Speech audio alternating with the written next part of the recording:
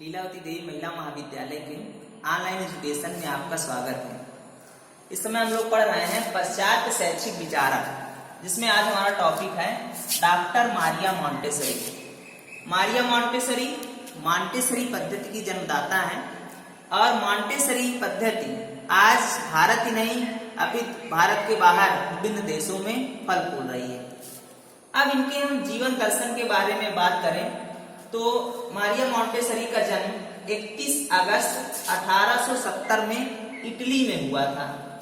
इनके पिता का नाम एलेसेंड्रो मॉन्टेसरी था, जो बहुत ही समृद्ध घराने से संबंधित थे। इनकी माता का नाम रेनिल्डे स्टॉपनी था।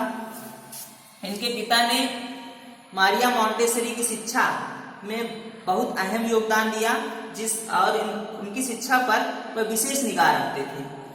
जन्म के बाद से ही मारिया मॉन्टेसरी रोम चली गई थी। और इनकी शिक्षा के विषय में बात करें तो इन्होंने रोम विश्वविद्यालय से चिकित्सा क्षेत्र में एमडी की डिग्री प्राप्त की थी। रोम में एमडी की डिग्री प्राप्त करने वाली यह पहली महिला थी। डिग्री प्राप्त करने के बाद इनका ध्यान मंद बुद्धि बालकों की तरफ गया। मंद बुद्धि बालकों की शिक्षा, जो तत्कालीन शिक्षा थी, इससे बहुत ही दुखी थी। इनका मानना था कि तत्कालीन समय में जो मंद बुद्धि बालकों के लिए शिक्षा दी जा रही है वह सही नहीं है। इसलिए इन्होंने इस क्षेत्र में कार्य करना प्रारंभ किया और इन्होंने शिक्षा के क्षेत्र में फिर से अध्ययन किया। फिर इन्होंने मॉन्टेसरी पद्धति का विकास किया। मॉन्टेसरी पद्धति मंदबुद्धि बालकों के कल्याण को ध्यान में रखकर की जा रही थी। यह विभिन्न देशों की इन्होंने यात्रा भी की। उसी समय ये भारत भी आई और भारत आकर इन्होंने मद्रास में मॉन्टेसरी पद्धति संघ की स्थापना भी की। इसके बाद इनकी जो मृत्यु 6 मई 1952 में नीदरलैंड में हो गई। अब इनके शिक्षा दर्शन पर बात करें तो मारिया मॉन्टेसरी ने शिक्षा के अर्थ को स्पष्ट करते हुए कहा है कि वास्तविक शिक्षा वही है जो व्यक्ति की शक्तियों की अभिव्यक्ति कर सके।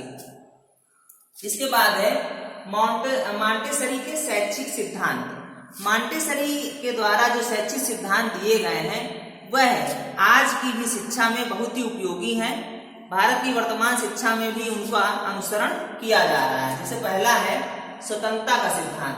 मारिया मॉन्टेसरी का कहना था कि बालक को स्वतंत्रता प्रदान की जानी चाहिए। जैसे फावेल, रूसो आदि दर्शन शास्त्री, शिक्षा शास्त्रियों ने स्वतंत्रता पर बल दिया, वैसे मारिया मॉन्टेसरी का मानना था कि बालक को अधिकतम स्वतंत्रता प्रदान की जानी चाहिए।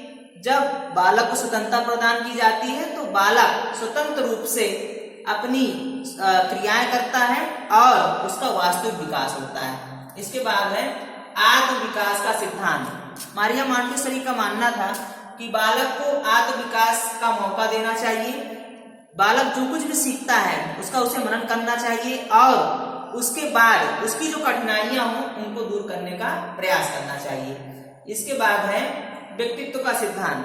मारिया मॉन्टेसरी का कहना था कि प्रत्येक बालक दूसरे से भिन्न है, ऐसे में उसके व्यक्तित्व का विकास किया जाना आवश्यक है और प्रत्येक बालक की व्यक्तिगत क्षमता के आधार पर उसका विकास किया जाना चाहिए और व्यक्तित्व के सभी पक्षों का विकास करना चाहिए, केवल शारीरिक ही नहीं, शारीरिक के साथ मानसिक, संवेगात्मक, भाषात्मक सभी पक्षों का ध्यान दिया जाना चाहिए।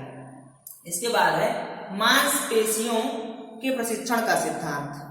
मांसपेशियों के प्रशिक्षण सिद्धांत के बारे में मारिया मॉन्टेसरी का कहना था कि बालक की मांसपेशियों पर विशेष रूप से ध्यान देना चाहिए। जब तक वह अपनी मांसपेशियों का सही से नियंत्रण नहीं कर सकता, जब तक उसकी मांसपेशियां परिपक्व नहीं होती, तब तक बालक किसी भी कार्य को सीखने में कठिनाई महसूस करता है। उनका मानना था कि बालक पेन अपने हाथ से तभी पकड़ सकता है जब पेन पकड़ने की क्षमता उसके हाथ में विकसित हो जाएगी तब। इसके बाद है सामाजिक प्रशिक्षण का सिद्धांत। मारिया मॉन्टेसरी का कहना था कि बालक विद्यालय में आते हैं, विद्यालय में आकर, विद्यालय उनका गृह है और गृह में रहते हुए, विद्यालय गृह में रहते हुए, शिष्य गृह में रहते हुए वहां पर वह विभिन्न प्रकार के खाना परोसने या अपने कपड़े धोने या दूसरों की वस्तुओं को आदान प्रदान करने में परस्पर संबंध सीखता है, जिससे वह सामाजिक प्रशिक्षण कहलाता है और समाज में सहयोग आदि की भावना उसके अंदर उत्पन्न होती है, जो विद्यालय के द्वारा ही संभव है। इसके बाद है स्वशिक्षा का सिद्धांत। मारिया मॉन्टेसरी का कहना था कि केवल अध्यापक के द्वारा पढ़ा देने मात्र से बालक को ज्ञान प्राप्त नहीं हो जाएगा, उसके लिए उसे स्वयं शिक्षा प्राप्त करनी होगी। इसके लिए बालक को स्वयं से अध्ययन करना होगा। बालक को ये पता होता है कि उसे कब क्या सब्जेक्ट पढ़ना चाहिए और वह उन सब्जेक्ट पर विशेष रूप से ध्यान देगा जो उसके लिए थोड़ा कठिनाई महसूस होती है, इसलिए बालक को स्वयं से अध्ययन करना चाहिए। इसके बाद है शिक्षा का आधार खेल विधि। मारिया मॉन्टेसरी का मानना था कि खेल बालक की स्वाभाविक प्रवृत्ति है और खेल के माध्यम से बालक को आसानी से सिखाया जा सकता है। उनका मानना था कि जोड़ घटाना या गुणा भाग बालक को खेल खेल में सिखा दिया जा सकता है और उसे सीखने में बालक किसी भी प्रकार का कठिनाई भी महसूस नहीं करते हैं।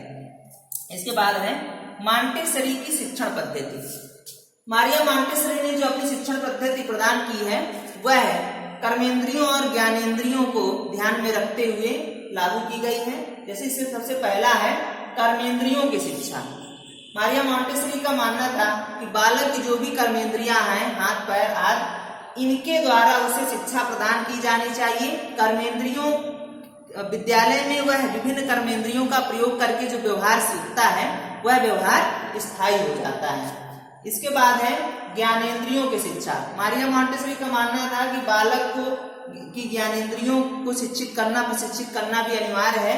बिना ज्ञानेंद्रिय प्रशिक्षण के शिक्षा पूरी नहीं हो सकती और इसके लिए उन्होंने विभिन्न प्रकार के कार्यक्रम लागू किए थे। जिससे पहला था चक्षु इंद्रियां, मतलब आंख का प्रशिक्षण। इसके लिए उन्होंने विभिन्न रंगों की पहचान, रंगों की गोलियों की पहचान और विभिन्न प्रकार के अलग अलग वस्तुओं को देखकर सीखने का प्रशिक्षण इसमें दिया जाता था। इसके बाद था घ्राणेंद्रिय। घ्राणेंद्रिय में क्या होता था कि इसमें बालक की आंखों में पट्टी बांध दी जाती थी और विभिन्न प्रकार की वस्तुओं को सूंघने, जैसे फूल की खुशबू या किसी रसोई घर में विभिन्न प्रकार के पकवानों की खुशबू, भोजन की खुशबू आदि प्रकार की खुशबू से सूंघने के लिए दी जाती थी और उससे पूछा जाता था कि यह किसकी खुशबू है, तो बालक बताते थे। इससे उनके घ्राणेंद्रिय का भी विकास होता था। इसके बाद है स्वादेंद्रिय। बालक को विभिन्न वस्तुओं, खट्टा, मीठा, तीखा आदि चखने को दिया जाता था। इसके बाद उससे उन्हें ज्ञान होता था कि किस वस्तु का स्वाद कैसा है और वह ज्ञान प्राप्त करते थे वस्तुओं के स्वाद से। इसके बाद है स्पर्शेंद्रिय। स्पर्शेंद्रिय में बालक को किसी भी त्वचा के द्वारा किसी भी वस्तु को छूकर ठंडा, गरम, भारी, सख्त, नरम आदि का अनुभव होता था। इन ज्ञानेंद्रियों के माध्यम से बालक को विभिन्न प्रकार का अनुभव होता था, विभिन्न प्रकार का ज्ञान होता था और वह उनके बारे में कभी न भूलने वाली शिक्षा प्राप्त करते थे जो उनके लिए व्यवहारिक होती थी। इसके बाद है पढ़ने लिखने की शिक्षा। मारिया मॉन्टेसरी ने पढ़ने लिखने की शिक्षा पर विशेष बल दिया था।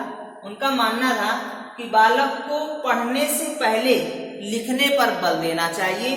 बालक को सबसे पहले लिखना सिखाना चाहिए और लिखने के लिए कैसे कलम को पकड़ा जाए, हाथ से किस प्रकार से कलम को हम पकड़ें, किस प्रकार से हम सुंदर लेखन करें और किस प्रकार से हम लिखते समय उसको अक्षर को हम पढ़ने का प्रयास करें। इसलिए सबसे पहले वो लिखने पर बल देते थे। इसके बाद है पढ़ना। मारिया मॉन्टेसरी का मानना था कि विभिन्न वस्तुओं को जब पढ़ने के लिए अध्यापक को क्या करना चाहिए कि किसी वस्तु का नाम बोर्ड पर लिख देना चाहिए, श्यामपट्ट पर, और वही वस्तु उसके सामने भी रख देनी चाहिए। अब बालक उस वस्तु को देखेगा, इसके बाद बोर्ड पर लिखी हुई वस्तु को देखेगा तो उसको देखकर वह समझ जाएगा कि यह फला वस्तु, जैसे उसने लिख दिया पुस्तक और पुस्तक सामने रखी हुई है, उसने लिख दिया गेंद, गेंद सामने रखा हुआ। इस प्रकार बालक उस वस्तु को देखकर उस शब्द को पढ़ना सीख जाते हैं। इससे बालकों को पढ़ने में सहायता मिलती है। इसके बाद है गणित। मारिया मॉन्टेसरी ने गणित सिखाने के लिए विभिन्न प्रयोग किए थे। उनका मानना था कि गणित बालकों को खेल के माध्यम से सिखाई जा सकती है। जोड़, घटाना, गुणा, भाग ये बड़ी आसानी से बालक सीख सकते हैं। और इसके लिए उन्होंने क्या किया, उन्होंने एक डंडे में विभिन्न प्रकार के रंग की पट्टियां बांध दी और उन पट्टियों को गिनने के लिए बालकों को मौका दिया। अब वह बालक उसे गिनते थे और जोड़ घटाना सीखते थे। जब उनसे पूछा जाता था कि लाल रंग की पट्टियां कितनी हैं या नीले रंग की पट्टियां कितनी हैं, तो बालक उसे गिनते थे और गिनकर बताते थे, जिससे बड़ी सहजता से वह गणित मतलब गणना करना और घटाना करना आदि सीख जाते थे। इसके बाद है मॉन्टेसरी का शिक्षा में योगदान। मारिया मॉन्टेसरी ने शिक्षा के क्षेत्र में बहुत ही अहम योगदान प्रदान किया है, जिसमें पहला है मॉन्टेसरी की शिक्षण विधि वैज्ञानिक विधि है। मॉन्टेसरी जो शिक्षण विधि लागू कर रही हैं या जो उनकी शिक्षण विधि लागू की वह वैज्ञानिक विधि है, क्योंकि इस विधि में किसी भी प्रकार का बालक को तनाव नहीं महसूस होता और वह इस विधि में करके सीखने पर बल देते हैं और प्रयोग और अनुभव का इसमें बड़ा ही महत्व है, इसलिए ये वैज्ञानिक विधि है। इसके बाद है बालकों को पूर्ण स्वतंत्रता होती है। मारिया मॉन्टेसरी की पद्धति में अध्यापक या अध्यापिका को बालक में किसी प्रकार का दबाव नहीं देना होता है, उन्हें पूर्ण स्वतंत्रता प्रदान की जाती है, जिससे बालक स्वतंत्र रूप से किसी भी क्रियाकलाप में संलिप्त होते हैं और उसके बारे में वह सीखते हैं। इसके बाद है मानसिक विकास के साथ शारीरिक विकास पर बल दिया जाता है।